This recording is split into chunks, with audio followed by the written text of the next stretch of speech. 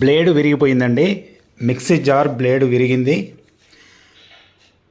ఇలాంటి అనుభవం చాలామందికి వస్తుంది. ఎందుకంటే జారు బ్లేడు విరిగిపోవటం, లేకుంటే బ్లేడు మందం కావటము, లేకుంటే ఏదైనా పదార్థం అందులో వేస్తే మెత్తగా కాకపోవడము, ఇటువంటి ట్రబుల్స్ అన్నీ వస్తాయి.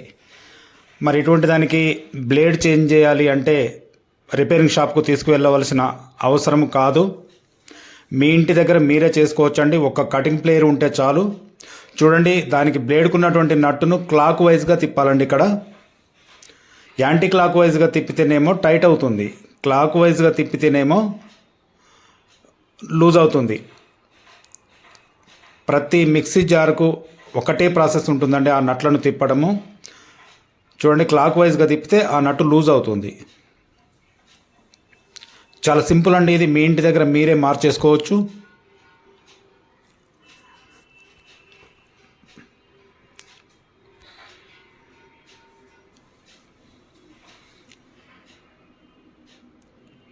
ఓకే, ఇప్పుడు జార్ నుంచి సాఫ్ట్ రావట్లేదు కనుక వెనక నుంచి కటింగ్ పేరు సహాయంతో దాన్ని రిమూవ్ చేయొచ్చు.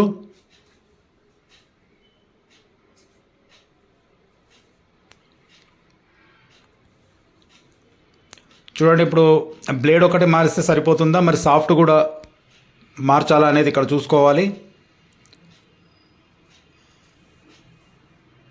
కొత్త బ్లేడు అక్కడ సెట్ చేసి చూస్తే అక్కడ గ్రిప్ కావట్లేదండి. అంటే సాఫ్ట్కు ఉన్నటువంటి స్టెప్స్ కూడా అక్కడ స్లిప్ అయినాయి. కాబట్టి పాత సాఫ్ట్ని కూడా రిమూవ్ చేసి కొత్త సాఫ్ట్ వేసుకోవడం బెటర్. ఇక్కడ చూడండి, అక్కడ స్టెప్స్ ఉంటాయి, దీనికి స్టెప్స్ లేవు. అదేవిధంగా మరి కొత్త సాఫ్ట్ను చూస్తే చూడండి, అక్కడ స్టెప్స్ కరెక్ట్గా కనపడుతున్నవి. ఆ స్టెప్స్లలో కొత్త బ్లేడ్ అనేది సెట్ అవుతుంది.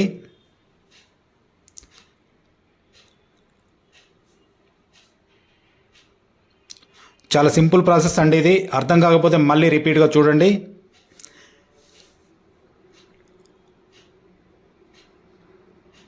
చూడండి, కొత్త సాఫ్ట్కు బ్లేడు కరెక్ట్ ఆ బేస్లో సెట్ అయి కూర్చున్నది.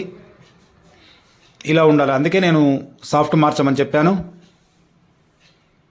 చూడండి, ఇప్పుడు మళ్ళీ నట్టు తిప్పేటప్పుడు యాంటీ క్లాక్ వైజ్ తిప్పాలి.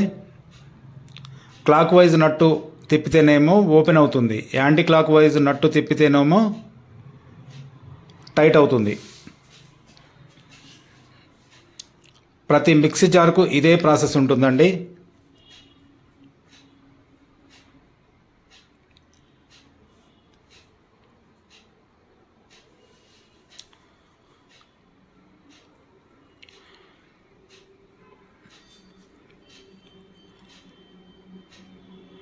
చూడండి, ఇప్పుడు జార్లో సెట్ చేసి చూద్దాం.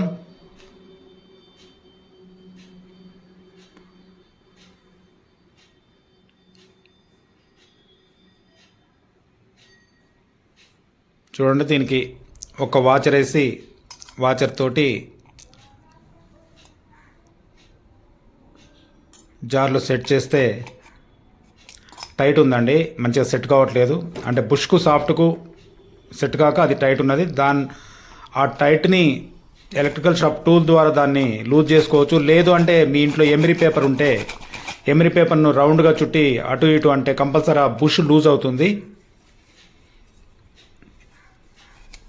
కాబట్టి ఎమిరీ పేపర్ తోటి కూడా బుష్ను ఆ హోల్ను లూజ్ చేయొచ్చు. అధికంగా లూజ్ చేయకూడదండి, అధికంగా లూజ్ చేస్తే ప్లే వస్తుంది, వాటర్ కింద డ్రాప్ అయ్యే అవకాశం ఉంటుంది. చూడండి, ఇప్పుడు ఓకే అండి. ఈ వీడియో చివరి వరకు చూడండి. నచ్చితే లైక్ చేయండి, సబ్స్క్రైబ్ చేయండి, బెల్ ఐకాన్ ఆన్లో ఉంచుకోండి. లైట్గా ఆయిల్ ఉంటే ఆయిల్ 1 డ్రాప్ వేయచ్చు, లేదు అంటే అలాగైనా సెట్ చేయొచ్చు. ఆ తర్వాత పై భాగానికి ఒక్క వాచర్ మాత్రం యూజ్ చేయాలండి. 2 వాచర్లు, 3 వాచర్లు, 4 వాచర్లు అలా పెట్టకూడదు. ఒక్క వాచర్ అయితే సరిపోతుంది ఏ మిక్సీ జార్కైనా అంతే.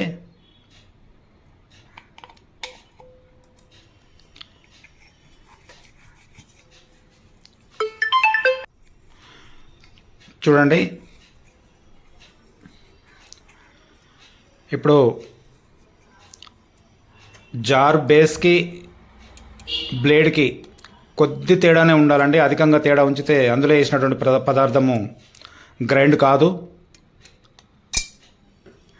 1-2 వాచర్ల మందమే తేడా ఉండాలి.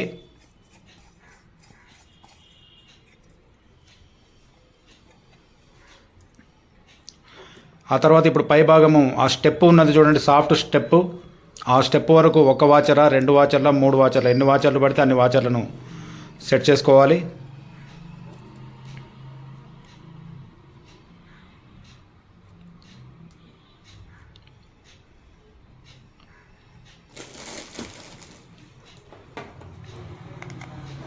చూడండి, దీన్ని కూడా యాంటీ క్లాక్ వైజ్గా తిప్పాలి. కప్లర్ని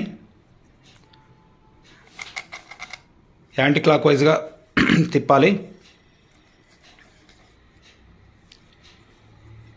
చూడండి, ఇప్పుడు జారు రిపేరింగ్ రెడీ అయిపోయింది. చాలా సింపుల్ అండి. ఇటువంటి ప్రాబ్లమ్స్ వస్తే మీ ఇంటి వద్దనే చేసుకోవచ్చు అండి. అనవసరంగా డబ్బులు ఖర్చు పెట్టి షాప్లోకి తీసుకువెళ్ళి టైం వేస్ట్ చేసుకునే బదులు ఈ వీడియోను ఫాలో అయితే కంపల్సరీ మీరు మీ ఇంట్లోనే ఏ జార్ అయినా రిపేరింగ్ చేసుకోగలుగుతారు. ఇటువంటి టెక్నికల్ వీడియోలు, టెక్నికల్ కాంటెంట్స్ చాలా వరకు నా వీడియోలో అప్లోడ్ చేస్తాను. ఖచ్చితంగా సబ్స్క్రైబ్ చేసుకోండి, లైక్ చేయండి, బెల్ ఐకాన్ ఆన్లో ఉంచుకోండి. Thank you.